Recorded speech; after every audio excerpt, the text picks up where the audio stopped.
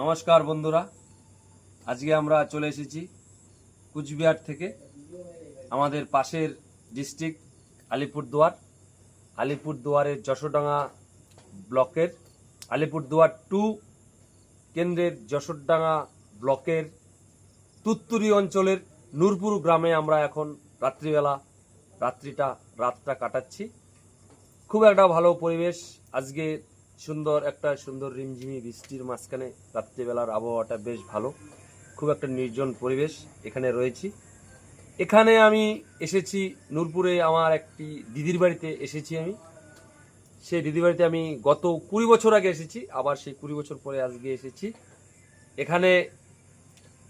আজকে এই নির্জন পরিবেশে আমি দিদির বাড়িতে এসেছি, ঠিক আছে, দিদির বাড়িতে খাওয়া দাওয়া করেছি, সব করেছি, কিন্তু রাত্রিবেলা স্টে করার জন্য যে জায়গাটা এসেছি আমার ভাগনার সহায়তায়, সৌরভ আমার ভাগনা, তার সহায়তায় আমি এসেছি।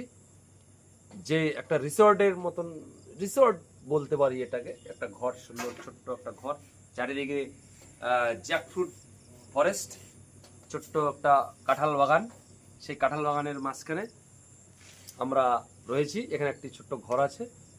এই হাউজের ওনার হচ্ছে বাদলদা। খুব এই কাঁঠাল বাগানের মাঝখানে যে ছোট্ট ঘরটি রয়েছে, এটা হচ্ছে আমাদের বাদলদার ঘর। সেই বাদলদাকে অসংখ্য ধন্যবাদ। তার সেই ঘরে আমরা আজকে এসে উঠেছি। আজকে রাত্রিটা আমরা এখানে কাটিয়ে যাব। খুব সুন্দর লাগছে, খুব ভালো লাগছে। বাদলদাকে অসংখ্য ধন্যবাদ আমাদের সকলের তরফ থেকে। এবং এই ল্যান্ড ওনার আমাদের কৃষ্ণাদা, সেও আমাদেরকে এখানে কিভাবে আমরা থাকবো না থাকবো সে এসে বলে গিয়েছে। তাকেও অসংখ্য ধন্যবাদ, দুজনকে অসংখ্য ধন্যবাদ। সাথে আমার ভাগনা সৌরভ, তাকেও ধন্যবাদ।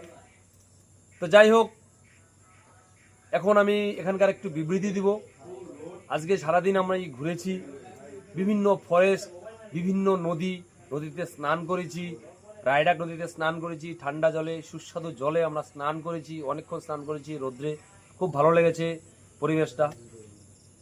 এখানে একটা ভাবার বিষয়, মানে অবাক করা বিষয়, এখানে একটা অবাক করা বিষয় হচ্ছে যে এই আমাদের হিমালয় পার্বত্য অঞ্চল থেকে যেসব নদীগুলো এই